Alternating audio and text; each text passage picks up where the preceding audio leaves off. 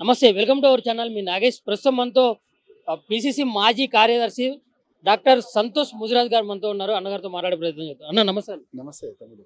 అన్న, సంవత్సర కాలం అవుతుంది కాంగ్రెస్ ప్రభుత్వం అధికారంలోకి వచ్చి. ఏం చేసిందంటే ఏం చెప్తారు? 10 సంవత్సర కాలం టైం గడిచిపోయింది. ప్రజాపాలన రేవంత్ రెడ్డి గారు ముఖ్యమంత్రి వచ్చి 10 నెలల్లో మేనిఫెస్టోలో మేము ఏదైతే పొందుపరిచి తెలంగాణ ప్రజల ఆమోదం పొంది అధికారంలోకి వచ్చినామో అందులో 50% దాకా దాదాపుగా నెరవేర్చినాం. ఇంకా మిగతా అంశాలు నెరవేర్చకపోవడానికి గల ప్రధాన కారణం ఏంటంటే నిధుల సమకూరణ. తెలంగాణ రాష్ట్ర ప్రభుత్వానికి రావాల్సిన ఆదాయము, తెలంగాణ రాష్ట్ర ప్రభుత్వం చేయవలసిన ఖర్చు, దీని ప్రకారమే పరిపాలన కొనసాగుతుంది తప్ప ఎవరు కూడా అప్పులు తెచ్చి సొంత డబ్బులతో ప్రభుత్వాన్ని నడపరు. ప్రజలు కట్టిన పన్నులనే ప్రభుత్వ ఆదాయంగా చూసుకొని ప్రజలకు ప్రభుత్వాలు పార్టీలు ఏవైతే హామీలు ఇచ్చినాయో అభివృద్ధి పథకాలు, సంక్షేమ పథకాలు, వాటిని నెరవేర్చే ప్రయత్నం చేస్తుంది. మేము ప్రతిపక్షంలో ఉన్నప్పుడు గత 10 సంవత్సరాలుగా కేసీఆర్ నాయకత్వంలో, కల్వకుంట్ల కుటుంబం నాయకత్వంలో తెలంగాణ బందీ అయింది. తెలంగాణ రాష్ట్రం ఏర్పడే నాటికి దగ్గర 60,000 కోట్ల మిగులు బడ్జెట్ ఉన్న రాష్ట్రాన్ని 7 లక్షల కోట్లు అప్పులు చేసిండు. కాళేశ్వరం పెట్టి 1,00,000 కోట్లు మింగిండు. అలాగే మిషన్ కాకతీయ, మిషన్ భగీరథ, రకరకాల డెవలప్మెంట్ ప్రోగ్రాములు చెప్పి రైతులకు కానీ ప్రజలకు కానీ అభివృద్ధి సంక్షేమ పథకాలు అందించకుండా నామమాత్రము ఎవరో తెలియని కాంట్రాక్టులను తీసుకొచ్చి వాళ్ళను కోటాను కోటీశ్వర్లు చేసి తన పార్టీని ప్రపంచంలోనే ధనిక పార్టీగా చేసుకున్నాడు. అలాగే తనకు హెలికాప్టర్ కొనుక్కున్నాడు. తన కుటుంబం అవినీతిలో మునిగి లక్షల కోట్ల రూపాయల ఆదాయాన్ని సంపాదించుకొని కాంగ్రెస్ ప్రభుత్వంలో కూడా జరుగుతుంది సంపాదించుకొని రాష్ట్రాన్ని దివాలా కోరు తీసి ఇలా దీక్షా దివస్ అని పెట్టింది కదా, అది దీక్షా దివస్ కాదు.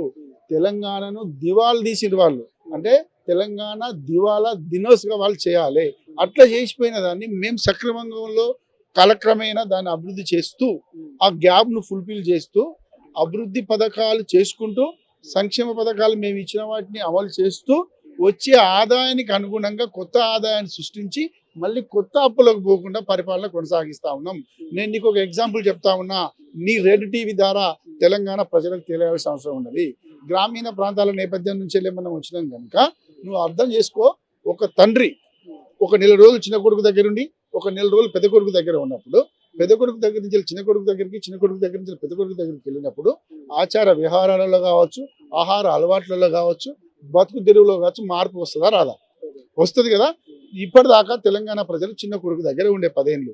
ఒక తండ్రి చిన్న కొడుకు దగ్గర ఉన్నప్పుడు భార్య భర్తలు వాళ్ళు జులాయిగా అడ్డగోలుగా అప్పులు తెచ్చి ఉన్న భూములు కుదబెట్టి దొరికిన దగ్గరల్లా మిత్తిలకు పైసలు పట్టుకొని వచ్చి బీర్లు, బిర్యానీలు, పండుగలు, జాతరలు చేసి తండ్రిని తినబెట్టిండ్రు. వాళ్ళు తిన్నారు, ఆగమాగం చేసి అప్పులు చేసిండు. ఈ నెల రోజులు అయిపోయినాక తండ్రి ఎక్కడ పోవాలి?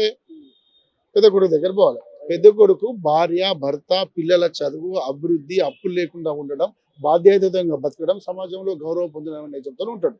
వీడికి వచ్చిన తర్వాత బీర్ దొరుకుతుందా, బిర్యానీ దొరుకుతుందా, మందు దొరుకుతుందా, జులై అయితే దొరకదు కదా. అట్లా కొంతమంది టిఆర్ఎస్ పార్టీకి సంబంధించిన వాళ్ళు ఇవన్నిటికీ అలవాటు పడ్డారల్లా.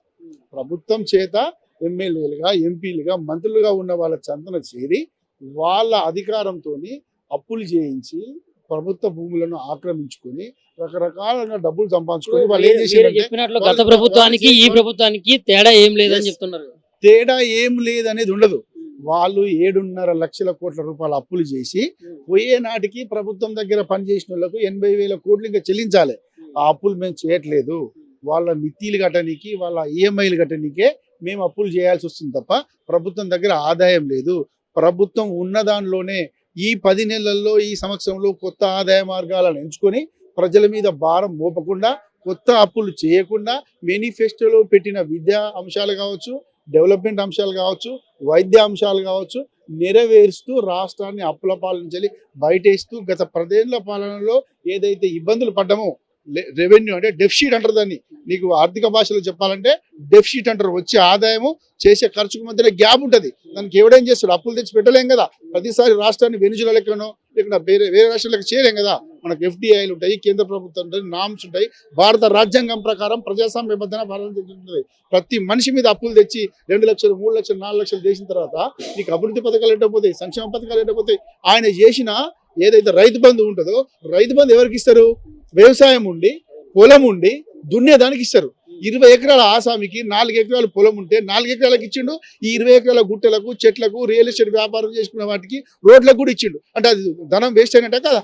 ఇట్లా అనేక అంశాలలో లక్షల కోట్ల రూపాయలు అప్పులు చేసి జులాయిగా ఉన్న ఆ సోయి తప్పిన కుటుంబాన్ని పార్టీని చక్కదిద్దే పనిలో ప్రజాప్రభుత్వము రేవంత్ రెడ్డి గారి నాయకత్వంలో కాంగ్రెస్ పార్టీ మల్లికార్జున ఖార్గే గారు రాహుల్ గాంధీ గారు ఆలోచన విధానం ప్రకారం తెలంగాణ ప్రజల సంక్షేమం అభివృద్ధి ధ్యేయంగా పనిచేస్తూ ఉన్నది. నీకు ఇందాక చెప్పిన కదా తండ్రి దగ్గర ఒక తండ్రి ఈ కొడుకు నుంచి ఆ కొడుకు దగ్గర మారినప్పుడు తండ్రికి అవన్నీ కట్ చేయాల్సి వస్తాయి కదా. టిఆర్ఎస్ పార్టీ ప్రభుత్వంలో ఎవడెవడైతే ఈ జులాయితనానికి అలవాటు పట్టి రాష్ట్రాన్ని అప్పులు చేసినారో వాళ్ళు మాత్రమే ఇబ్బంది పడతా ఉన్నారు. మిగతా సామాన్య ప్రజలకు ఇబ్బంది లేదు. కాంగ్రెస్ పార్టీ ఒప్పుకునే అన్ని నెరవేరుస్తుంది. ఈ 10 ఏళ్లలో ఈ సంవత్సరంలో 54,000 పైచీలకు ప్రభుత్వ ఉద్యోగాలు మేము ఇచ్చినాం. ఒకటి వాళ్ళు 10 ఏళ్లలో 50,000 లక్ష 2 లక్షలు ఇచ్చినట్టు వాళ్ళు ఇచ్చిన 93,000. అట్లా వాళ్ళు ఏ రకంగా తీసుకున్నా రాష్ట్రాన్ని దివాలా తీసిండ్రు. మేము వాళ్ళ అవినీతి మీద ప్రజలు అనుకుంటున్నట్టుగా ఎంక్వైరీ కమిషన్ వేసినాం. కాళేశ్వరం మీద ఒక ఎంక్వైరీ కమిషన్ నడుస్తుంది. ఫోన్ ట్యాపింగ్ మీద ఒక ఎంక్వైరీ కమిషన్ నడుస్తుంది. ఇట్లా రకరకాలుగా వాళ్ళ ప్రభుత్వంలో గత 10 ఏళ్ళుగా ప్రజా ధనాన్ని ఎక్కడెక్కడైతే పెట్టిందో వాటి మీద కమిషన్లు వేసినాం. నిజాయితీగా అందులో జరిగిన అవినీతిని బయటికి తీయాలని ఒక ఉపాయం చేసినాం. కొన్ని అంశాలు వచ్చినప్పుడు కేటీఆర్ గారిని కూడా రేసింగ్ విషయంలో తెలుసు కదా ఫార్ములా 1 ఆ రేసింగ్ విషయంలో కేసీఆర్ గారిని కూడా 50 కోట్ల రూపాయలు నోటి మాటతోని అయ్యే సొమ్ము అన్నట్టు ఇంట్లో సొమ్ము అన్నట్టు తెలంగాణ ప్రజల సొమ్మును ఇచ్చేయదని ఇచ్చేస్తే దాని మీద మేము ఆయన విచారణ పిలవాలి, మాట్లాడాలి. అట్లా ఎందుకు ఇవ్వాల్సి వచ్చిందని చెప్పి ఒక మాజీ ఎమ్మెల్యే, మాజీ మంత్రి, ప్రస్తుత ఎమ్మెల్యే కేటీఆర్ గారి కొడుకు, ఆ పార్టీకి ఆయన వర్కింగ్ ప్రెసిడెంట్, ఆయన ఎంక్వైరీ చేయాలంటే మేము ఏం చేయాలి? గవర్నర్ గారు ఆమోదం తీసుకోవాలి. 4 రోజుల కింద గవర్నర్ గారిని అప్రోచ్ అయినాం. దీని మీద ఎంక్వైరీ చేయాలని పిలవండి. ఇప్పటిదాకా గవర్నర్ గారు దానికి ఆమోదం తెలపలేదు. కేసీఆర్ గారిని బీజేపీ పార్టీ ఇంకో రకంగా ఏం చేస్తుంది? రక్షిస్తుంది. వాళ్ళు చేసిన 7.5 లక్షల కోట్ల అప్పును, వాళ్ళు సంపాదించిన లక్షల కోట్ల బీజేపీ పార్టీ రక్షిస్తుందని మీరు ఎట్లా చెప్తారన్న? నేను ఎట్లా చెప్తారు అనే పదానికి ఒక మాట చెప్తా. గవర్నర్ ను నియమించేది ఎవరు నియమిస్తారు? గవర్నర్ని కేంద్ర ప్రభుత్వం నియమిస్తారు. ఎవరున్నా సరే బీజేపీ ఉంటే ఉండవచ్చు కాక మేము అనట్లేదు. ఇచ్చినప్పుడు నియమించిన పార్టీకి కానీ వాళ్ళ విధి విధానాలు కట్టుబడి ఉంటారా లేదా? ఎన్ని రాష్ట్రాల్లో చూస్తున్నాం? ఇది మహారాష్ట్రలో చూసినాం, పశ్చిమ బెంగాల్లో చూసినాం, తమిళనాడులో చూసినాం, కేరళలో చూసినాం, ఆంధ్రప్రదేశ్లో చూసినాం. అధికార పార్టీ సెంట్రల్లో ఏది ఉంటే దానికి అనుగుణంగా వాళ్ళు ప్రయత్నం చేస్తూ ఉంటారు కదా.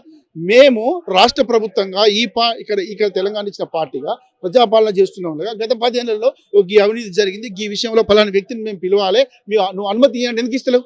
ఎందుకు ఇవ్వవు? నీకు వాళ్ళతో అంటకాకపోతే, వాళ్ళ అవినీతిలో నీకు భాగస్వామ్యం లేకపోతే, భారతీయ జనతా పార్టీ బీఆర్ఎస్ ఒకటి కాకపోతే, ఈడ కొట్లాడినట్టు చేసి ఢిల్లీలో పోయి రాత్రిపూట కలవకపోతే కవితకు పలానా రోజు బెయిల్ వస్తుంది, పలానా టైంకి బెయిల్ వస్తుంది అని చెప్పి ఎట్లా తెలుస్తుంది? కేటీఆర్కు, కేసీఆర్కు, హరీష్ రావుకు, ఈ టీఆర్ఎస్ పార్టీకి వీళ్ళేమైనా జడ్జిలా? వీళ్ళేమైనా కేంద్ర ప్రభుత్వమా? వీళ్ళేమైనా న్యాయ వ్యవస్థ వినియోగిస్తారా? మరి ఎందుకు తమ్మి నువ్వు ఇట్లా చెప్తా ఉన్నా అంటే నేనేమంటున్నానంటే 200% ఈ 2 పార్టీలు ఒక్కటే. ఇక్కడ కుట్లన్నట్టు చేస్తాయి, ఇక్కడ డ్యామేజ్ చేసి ప్రభుత్వాన్ని అబాస్పాలు చేసి ఇట్లా గురుకులాల్లో ఫుడ్ పాయిజన్ అయిందని చెప్పి ఒక రకమైన కామెంట్ తీసుకొని వచ్చి ప్రజాపాలనలో అప్పులు చేస్తున్నాను ఇంకోటి తీసుకొని వచ్చి ప్రజలను తప్పుదోవ పట్టించి ప్రభుత్వాన్ని బదనాం చేసే ప్రయత్నం చేస్తా ఉన్నారు తప్ప ఈ తెలంగాణ కాంగ్రెస్ పార్టీలో ఉన్నటువంటి మంత్రులు కానీ లేకుంటే ఎంపీలు కానీ ఎమ్మెల్యేలు కానీ కూడా మరి బీజేపీతో ఇట్లా పొత్తుతో పోతున్నారు, ఇట్లా ఒక రిలేషన్తో మూవ్ అవుతున్నారు అన్నట్లు కూడా తెలుస్తుంది. బీజేపీ ప్రభుత్వము సెంట్రల్లో అధికారంలో ఉన్నది, ఆ విషయాన్ని మీరు మర్చిపోవద్దు.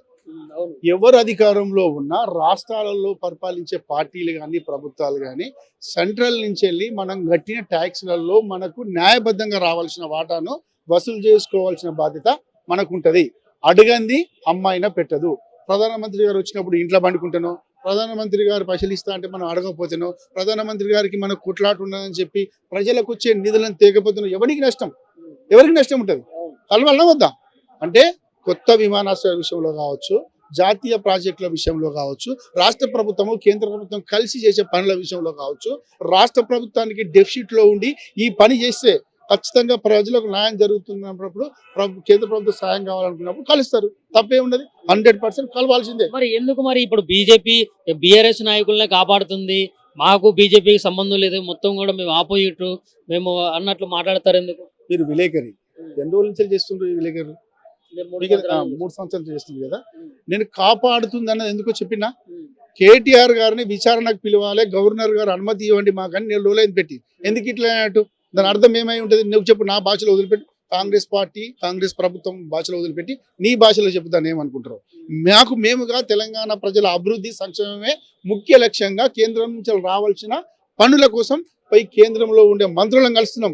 భారతీయ జనతా పార్టీ లీడర్లను కలుస్తలేము. ప్రధానమంత్రి అన్నట్టు ఆయన బీజేపీ నాయకుడే కావచ్చు, కానీ ఈ దేశానికి ప్రధాని. ఆయన క్యాబినెట్ లో ఎవరైతే మంత్రులు ఉంటారో వాళ్ళు ఈ ప్రభుత్వానికి సేవకులు, ఈ ప్రజలకు సేవకులు. వాళ్ళ దగ్గర అథెంటిక్ ఉంటుంది. వాళ్ళు నిధులు రిలీజ్ చేయాల్సి ఉంటుంది. కనుక మనం కలుస్తా ఉన్నాము. పరిపాలన సౌలభ్యము అభివృద్ధి విషయం మేం కలుస్తా ఉంటే గత 10 ఏళ్లుగా వాళ్ళు చేసిన అవినీతిలో ప్రభుత్వం ఎంక్వైరీ చేస్తుందని చెప్పి మీరు అనుమతినిస్తే మమ్మల్ని జైలు వేస్తారు వాళ్ళు, మీరు అనుమతినియకండి అని చెప్పి తిహార్ జైల్లో నుంచి బయటికి రానికి అవకాశాలు ఎట్లుంటాయో అట్లా చేసుకుంటారు. ఇక్కడ గవర్నర్ గారి దగ్గర నుంచి విచారణకు అవకాశం అనుకుంటే ఇక్కడ ఆపించుకుంటూ ఉంటారు. దీన్ని మీరు ఏమంటారు, మీ భాషలో ఏమంటారో ప్రజలకు అర్థమని ఉంటుంది. విలేకరులు నాయకులు మాట్లాడి వీళ్ళు మభ్యపుచ్చాలే, ఏదో ఆట ఆడాలంటే అంత లేదు. తెలంగాణ ఉద్యమ స్ఫూర్తితోనే తరతరాలుగా ఈ గడ్డ చైతన్యవంతమైన గడ్డ. ఇక్కడ ఎట్టి పరిస్థితుల్లో ప్రజలు, ప్రభుత్వాలు కానీ ప్రతిపక్షాలు కానీ ఏం చేస్తున్నాయి, ఏం పని చేస్తున్నాయి, ఎక్కడ పోతున్నాయి అనే అంశాన్ని గమనిస్తే కనుక చాలా క్లియర్గా స్పష్టమైన సంబంధం వాళ్ళకు ఉన్నది. సరే అన్న, ఇప్పుడు మీరు చెప్పినట్లు ఇప్పుడు కేంద్రంలోనేమో బీజేపీ ఉంది, ఇక్కడ తెలంగాణ రాష్ట్రంలో కాంగ్రెస్ ఉంది. అయితే ఇక్కడ కాంగ్రెస్ తెలంగాణ రాష్ట్రంలో కాంగ్రెస్ ఉంది కాబట్టి కేంద్రం నుంచి నిధులు వచ్చే అవకాశం లేదు. ఈ తెలంగాణ ఇప్పుడు ఉన్నది ఎట్లున్నదో అట్లనే ఉంటుంది అని చెప్పేసి చెప్తున్నారు కదా, దానికి ఏం చెప్తారు? నేనేమంటున్నా, కేంద్ర ప్రభుత్వము ఏర్పడంగానే ఇది ఇండియా అంటేనే స్టేట్స్ యూనియన్, అన్ని రాష్ట్రాల కలయిక. రాష్ట్రాలలో ఉండే ప్రజలు ఒక దేశంగా మారి పన్నులు కడితేనే కేంద్ర ప్రభుత్వం దగ్గర డబ్బులు ఉంటాయి. అట్లాంటప్పుడు అడగాల్సిన బాధ్యత ఎవరికి ఉంటుంది? పన్నులు కట్టిన ప్రజల చేత ఎన్నుకోబడ్డ ప్రభుత్వాల అధినేతలది, అంటే మా ముఖ్యమంత్రి రేవంత్ రెడ్డి గారిది ఉంటుంది. పోయి అడుగుతా ఉన్నాడు, మనకు డెవలప్మెంట్ కావాలి, అడగాల ఉందా?